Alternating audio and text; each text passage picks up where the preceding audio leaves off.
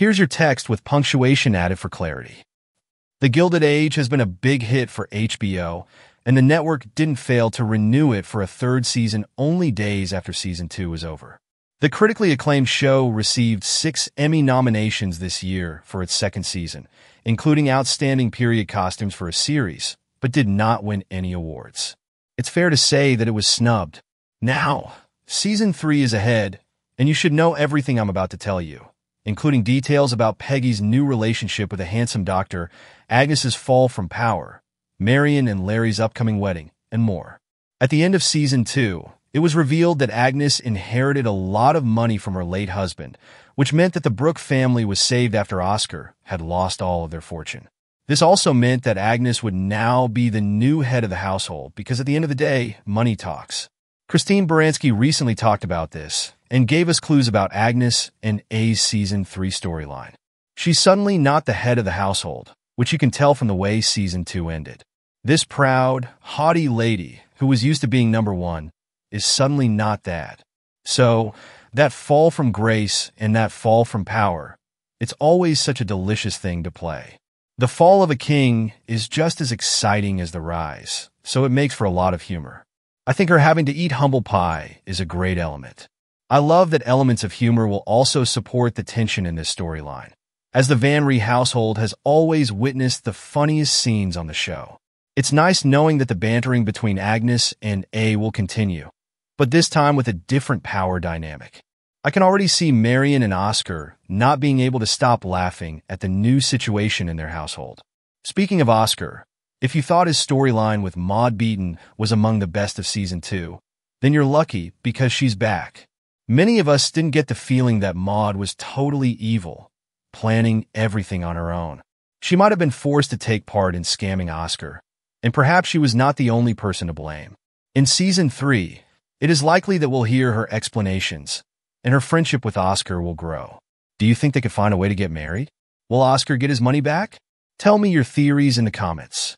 One storyline Julian Fellowes himself promised for Season 3 is related to Marion and Larry and the consequences of this new relationship. He suggested that as a result of Marion and Larry's blossoming romance, we will get to see more scenes between Bertha and Agnes.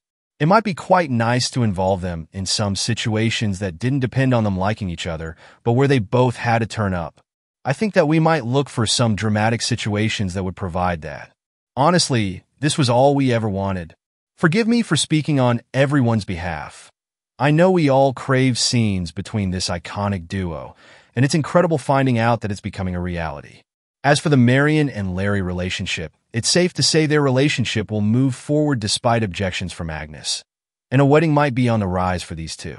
Although it's not clear whether the Gilded Age has the budget to include 2 weddings in one season. That's right. This photo revealed that the cast was filming a wedding and that both Marion and Carrie Astor are wearing the same dress. Hence, they are bridesmaids in someone else's wedding. Can you think of anyone other than Gladys who would get married and have these two as her bridesmaids?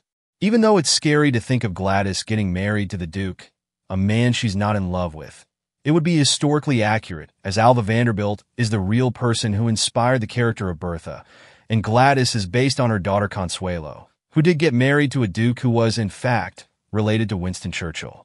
But we also know that George promised her daughter a happy marriage that she would choose to be in. So will Julian Fellowes follow history and trap Gladys in an unhappy marriage?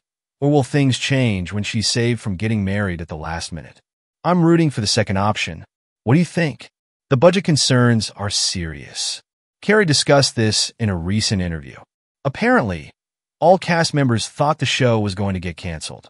I told everyone we were canceled. Our options lapsed. We were effectively canceled. We were not under contract anymore. We were all considering other work. The strike was on. We were able to kind of reassemble the cast for Season 3, but it really was like a snowball. Even though the show is massive, our budget cuts were all over. We've been joking about how we're using the bargain bin at Mood Fabrics to make our costumes, and all the scenes are going to take place in one room.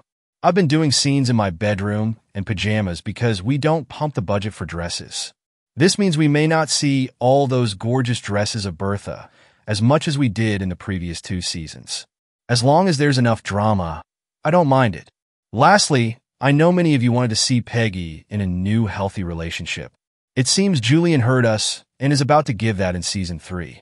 These set photos indicate that Peggy and her new boyfriend are out on a date in Central Park.